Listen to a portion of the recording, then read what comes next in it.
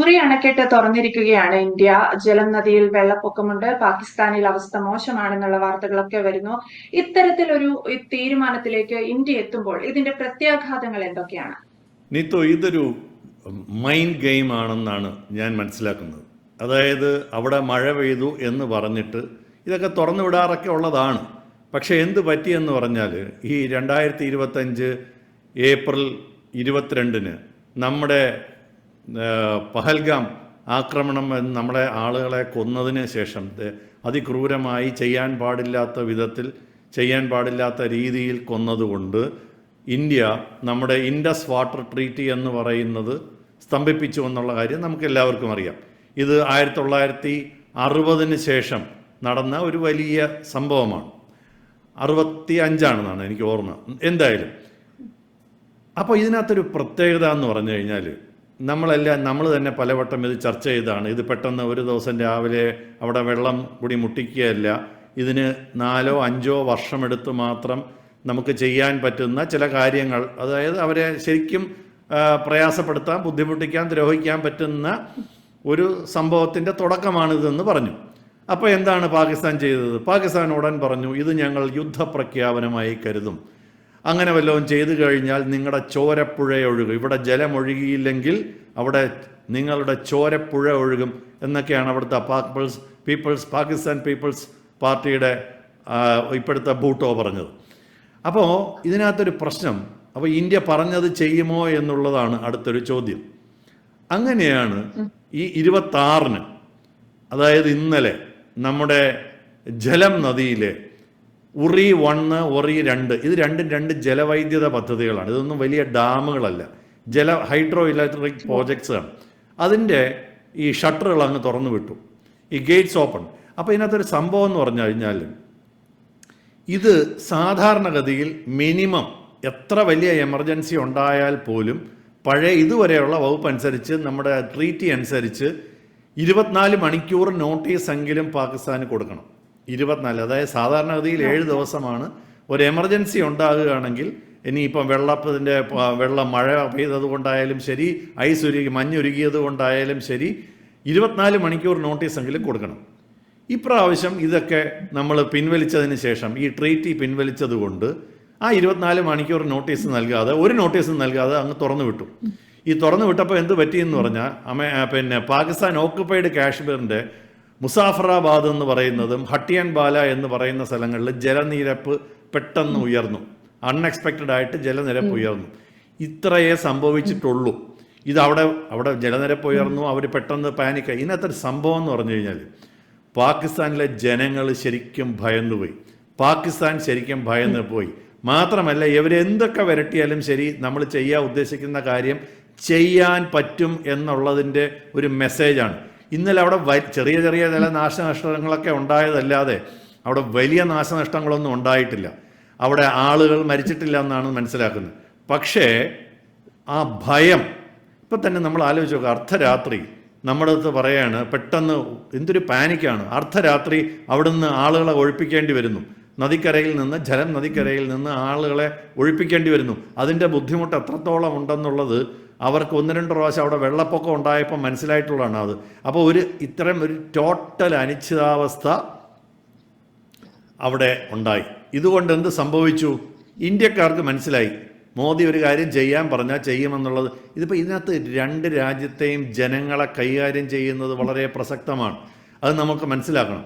അതായത് ഇപ്പോൾ ഇന്ത്യയിലെ ജനങ്ങൾ എന്താണ്? അപ്പോൾ മോദിയെ, പ്രത്യേകിച്ച് മോദിയോട് വലിയ ആരാധനയുള്ളവർ, മോദി ഇപ്പോൾ അടിക്കും, ഇപ്പോൾ അവിടെ ബോംബിടും, ഇപ്പോൾ മിസൈൽ അയക്കും, ഇങ്ങനെ വിചാരിച്ചുകൊണ്ടിരിക്കുന്ന ജനങ്ങൾക്ക് എന്തെങ്കിലും ഒന്ന് കണ്ടില്ലെങ്കിൽ ഒരു പ്രശ്നമുണ്ടെന്നുള്ളത് നമ്മൾ മനസ്സിലാക്കണം. അതൊരു യാഥാർത്ഥ്യമാണ്.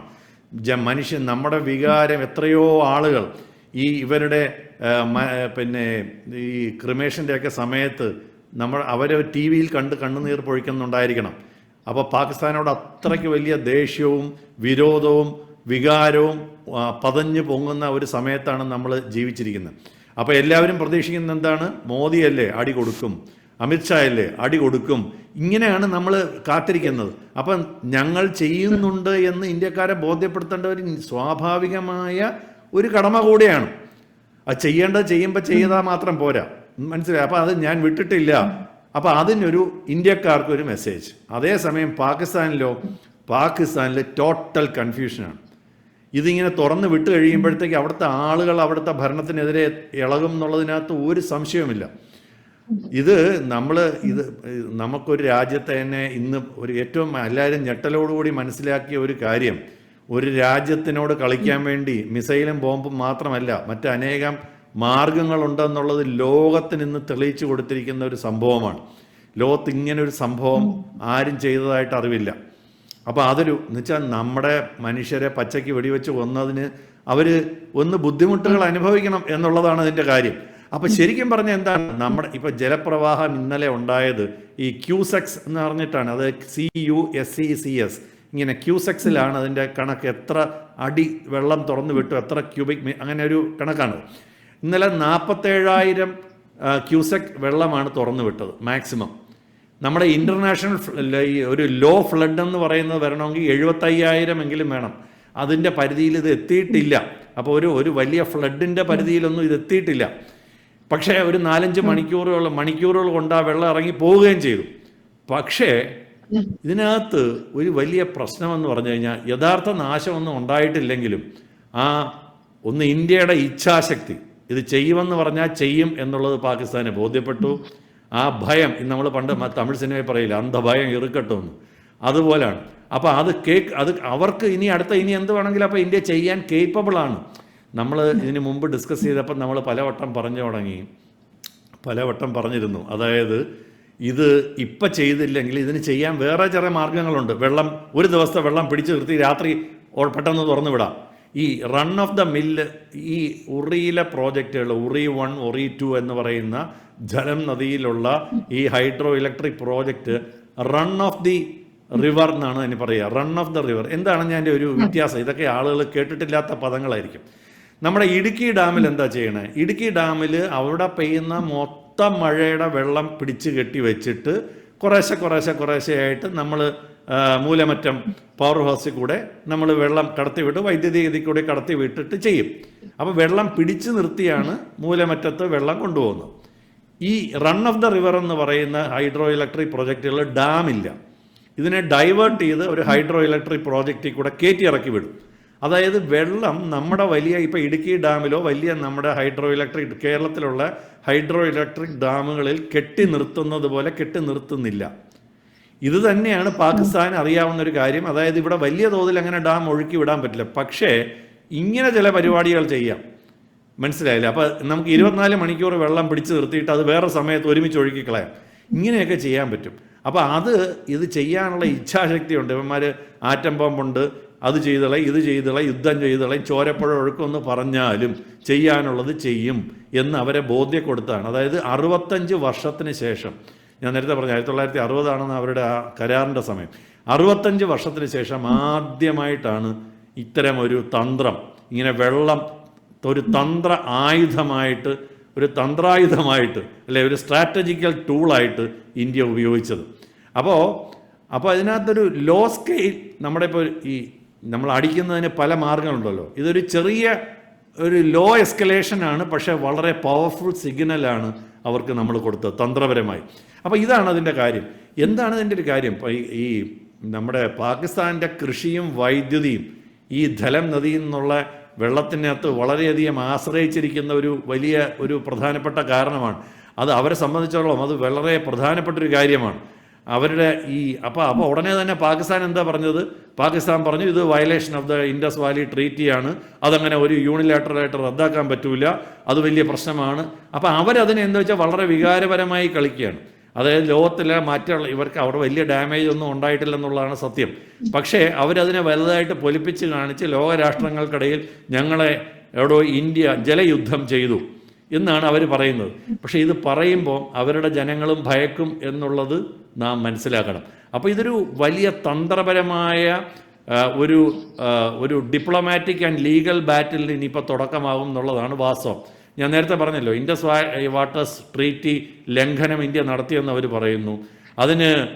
അപ്പോൾ ഇന്ത്യ പറഞ്ഞ എന്താണ്? എന്തായാലും അത് സസ്പെൻഡ് ചെയ്തിരിക്കുകയാണ്. അപ്പോൾ നിങ്ങൾക്ക് അറിയാമല്ലോ, ഞങ്ങളിതൊന്നും നേരത്തെ ഇനി പറയേണ്ട ആവശ്യമില്ല, പറയേണ്ട കാര്യമില്ല. അപ്പോൾ അതുകൊണ്ട് ഇതൊക്കെ ചിലപ്പോൾ ഇത് UN രക്ഷാ കൗൺസിലൊക്കെ കൊണ്ട് ചെല്ലും. എന്തായാലും അവിടെ കൊണ്ട് ബോംബിടുന്നതിനേക്കാളും ബെറ്ററാണ് ഈ ഒരു സ്ട്രാറ്റജി എന്നുള്ളതാണ് ആളുകളുടെ ജീവന് വലിയ ആയിട്ടില്ല. ഇവർക്കൊരു മെസ്സേജ് നമ്മൾ കൊടുക്കേണ്ട സമയം അതിക്രമിച്ചിരിക്കുന്നു. ഇവർ വിചാരിച്ചിരിക്കുന്നത് ഇവരൊരു ആണവ രാജ്യമാണെന്നുള്ള ഉമ്മാക്കി കാണിച്ച്, അത് ഉമ്മാക്കിയാണെന്ന് പറയുന്നവരുണ്ട്. അതായത് പാകിസ്ഥാന് ശരിക്കുള്ള ആണവ ആയുധം ഉണ്ടാക്കാനുള്ള യാതൊരു കാപ്പബിലിറ്റിയും ഇല്ലെന്നും, ഇത് ഇന്ത്യ ഒരു ആണവായുധം പൊട്ടിച്ചു കഴിഞ്ഞപ്പോൾ 2 ആഴ്ചയ്ക്കോ 20 ദിവസം കഴിഞ്ഞപ്പോഴാണ് അവർ പൊട്ടിച്ചത്. അങ്ങനെ 20 ദിവസം കൊണ്ട് നേരത്തെ ഉണ്ടാക്കി വയ്ക്കാനും പറ്റില്ല. 20 ദിവസം കൊണ്ട് ഒരു ആണവായുധ പരീക്ഷണം, ഇന്നത്തെ കാലത്ത് ആണവായുധ പരീക്ഷണം നടത്തണമെങ്കിൽ വെള്ളത്തിന് പുറത്തോ ഭൂമിക്ക് മേളിലോ നടത്താൻ പറ്റില്ല എന്നുള്ളത് വളരെ നിർബന്ധമാണ്. 2, അവരൊരു ഇങ്ങനൊരു സാധനം വേണം, ഒരു മിനിമം 2-3 മാസത്തെ പ്രവർത്തനം വേണം, വലിയ എഫേർട്ട് വേണം. ഇത് കാരണം ഒരു ഭൂമിക്കടിയിൽ തുരന്നു കൊണ്ടുപോയി ഏകദേശം 1 കിലോമീറ്ററെങ്കിലും തുരന്നു കൊണ്ടുപോയി ബോംബ് സ്ഥാപിച്ച് വലിയ കേബിളുകൾ സ്ഥാപിച്ച് ഇങ്ങനൊരു സംഭവം നടത്തുന്നതിന് ഒരു 3 മാസത്തെയെങ്കിലും പ്രിപ്പറേഷൻ വേണം. ഇതൊന്നുമില്ല, 20 ദിവസം കൊണ്ട് അവരെന്തോ സാധനം കാണിച്ചു. പാകിസ്ഥാനെ ഒരു ആണവ രാജ്യമായിട്ട് ഇൻ്റർനാഷണൽ ട്രീറ്റി ഒന്നും അംഗീകരിച്ചിട്ടും ഇല്ല എന്നുള്ളതാണ് വാസ്തവം. അപ്പോൾ അതുകൊണ്ട് എത്ര വിരട്ടിയാലും ഇന്ത്യ ചെയ്യാനുള്ളത് ചെയ്യുന്നുള്ളത് അവർക്കൊരു സൂചന കൊടുത്തതാണ് ഇന്നലെ എന്നാണ് ഞാൻ കരുതുന്നത്. 2, ഈ ഒരു പുതിയ തന്ത്രം, വെപ്പണൈസേഷൻ ഓഫ് വാട്ടർ, അത് ആദ്യമായി അത് എന്തായാലും പറയുക, ഒരു നമ്മുടെ ഭീകരതയെ ചെറുക്കുവാനുള്ള ഒരു ആയുധമായിട്ട് ഇന്ത്യ ഇന്നലെ അതിൻ്റെ സൂചന നൽകി എന്നുള്ളതാണ് വളരെ പ്രധാനം. ഇനിയിപ്പോൾ ഇതുകൊണ്ട് എന്ത് സംഭവിക്കുമെന്നും കൂടെ നമുക്കൊന്ന് പറഞ്ഞ് അവസാനിപ്പിക്കാം. ഒന്ന്, ഇനിയിപ്പോൾ ഇത് ഒരു ഓപ്പൺ ചലഞ്ചായല്ലോ. അപ്പോൾ അത് ഇനിയിപ്പോൾ ലൈൻ ഓഫ് കൺട്രോളിൽ ഫയറിംഗ് ഒക്കെ കൂടുതൽ നടന്നെന്നിരിക്കും, സൈനിക സംഘർഷങ്ങളൊക്കെ ഉണ്ടായെന്നിരിക്കും. അപ്പോൾ അതൊക്കെ ഉണ്ടാകാനുള്ള സാധ്യതയുണ്ട്. പക്ഷേ ഞാൻ നേരത്തെ പറഞ്ഞാൽ ഇന്ത്യക്കകത്തും മോദി സീരിയസ് ആണ് കാര്യങ്ങളെന്ന് ഇന്ത്യക്കാർക്ക് മനസ്സിലാകണം. അപ്പോൾ അതിന് കൂടെയുള്ള ഒരു മാർഗമായിട്ടാണ് ഞാനത് വിചാരിക്കുന്നത്. എന്തായാലും ഇതിൻ്റെ പൊട്ടൻഷ്യൽ അപകടമാണ്, അത് പാകിസ്ഥാൻ ഇനിയെങ്കിലും മനസ്സിലാക്കണം. അതായത് ഇത് ഒരു 5 വർഷം കഴിഞ്ഞു കഴിഞ്ഞാൽ പാകിസ്ഥാൻ്റെ ആപ്പീസ് പൂട്ടും എന്നുള്ളതിനകത്ത് ഒരു സംശയമില്ല. അപ്പോൾ ഇതാണ് ഇപ്പോഴത്തെ ഒരു പുതിയ തന്ത്രം, ഒരു ജലയുദ്ധം ആദ്യമായിട്ടൊരു രാജ്യം വേറൊരു രാജ്യത്തിനോട് കാണിച്ചു എന്നുള്ളതിൻ്റെ ഏറ്റവും ചെറിയ ബോംബാണ് ഇന്നലെ നടന്നത്. ഏറ്റവും ചെറിയ ഒരു ഫയറിംഗ് ആയിട്ട് കണക്കാക്കിയാൽ മതി. അപ്പോൾ അതാണ്. തീർച്ചയായും ഇന്ത്യ ഈ തരത്തിൽ ഒരു ജല ബോംബിംഗ് അല്ലെങ്കിൽ ഒരു ജലാസ്ത്രം പാകിസ്ഥാന് നേരെ പ്രയോഗിക്കുമ്പോൾ പ്രത്യക്ഷത്തിൽ ആളപായം ഒന്നുമില്ല. ഒരു 4-5 മണിക്കൂർ, വിനോദ് സാർ പറഞ്ഞതുപോലെ ഒരു 4-5 മണിക്കൂർ അവരെ ഒന്ന് ബുദ്ധിമുട്ടിച്ചു, അല്ലാതെ വലിയ നാശനഷ്ടങ്ങളോ അതുമല്ലെങ്കിൽ ജീവൻ അപായമോ ഒന്നുമില്ല. പക്ഷെ ഇതൊരു സൂചനയാണ്. ഇതിൽ കൂടുതൽ ഇന്ത്യക്ക് ചെയ്യാൻ സാധിക്കും. ആയുധമെടുക്കാതെ, രക്തമൊഴുക്കാതെ ഇന്ത്യക്ക് കൂടുതൽ ചെയ്യാൻ സാധിക്കുമെന്നുള്ള സൂചനയാണ്. അത് പാകിസ്ഥാൻ മനസ്സിലാക്കിയിട്ടുണ്ടാവും ഈ സമയത്തിനകം എന്നുള്ളതാണ് വ്യക്തമാണ്. Thank you so much sir. കൂടുതൽ വാർത്തകളും വിശേഷങ്ങളും നിങ്ങളിലേക്ക് എത്താൻ ABC മലയാളം സബ്സ്ക്രൈബ് ചെയ്യുക, ബെൽ ബട്ടണും അമർത്തുക.